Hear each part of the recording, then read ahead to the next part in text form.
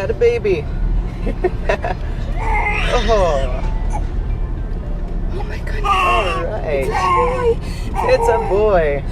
Look at that. You start experiencing strong contractions. You get in the car, ready to go to the hospital, but it's rush hour. And as you're stuck in traffic, you start to feel the urge to push. There's no time. The baby is coming now. So you'd better put the hazard lights on and keep watching. Here's how to survive giving birth in a car. The risk for stillbirths and deaths in newborns is higher for babies that are born before getting to the hospital. They're also more likely to end up in the neonatal intensive care unit. And since only about 4% of deliveries happen on their due dates, you'll definitely want to learn how to cope with this situation. What items can you use to deliver your baby? Why should you never cut the umbilical cord? And how can skin-to-skin contact save your life? Step 1. Don't underestimate the blankets. A Manchester woman gave birth in an Uber one day before her baby was due. She started feeling contractions and called for a ride to take her to the hospital. After 5 minutes into the ride, she felt her body pushing.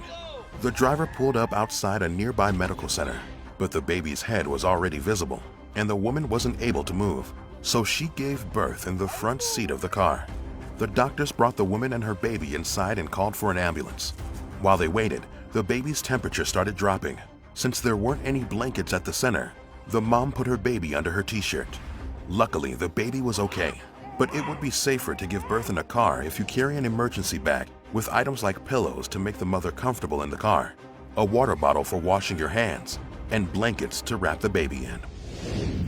Step 2. Don't pull the baby out.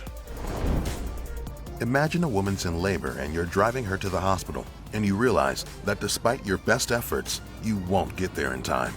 You'll need to pull over, turn your hazard lights on, and help deliver the baby. Help her get onto a flat surface, like the back seat, or recline the front seat. Once she feels the uncontrollable need to push, the baby is coming. When you start to see the baby's head, place your hands under it and support it. Guide the baby out into your blanket, but don't pull the baby out. Once both shoulders are out, gently lift the baby slightly towards the mother's stomach and the rest will come out. Step 3. Don't cut the cord. Once the baby is born, call for an ambulance. The placenta will come out on its own in the next 30 minutes. Hopefully that'll happen once help has arrived. But if that's not the case, just leave the placenta next to the baby after it comes out. Do not cut the umbilical cord that attaches it to the baby. The placenta will still deliver nutrients to the baby, and cutting the cord is the most dangerous part of the delivery since it can lead to hemorrhaging, so wait for the paramedics. Step 4. Hold your baby. After the placenta is delivered, there might be some bleeding. Typically, midwives give mothers an oxytocin injection that contracts the uterus and stops the bleeding.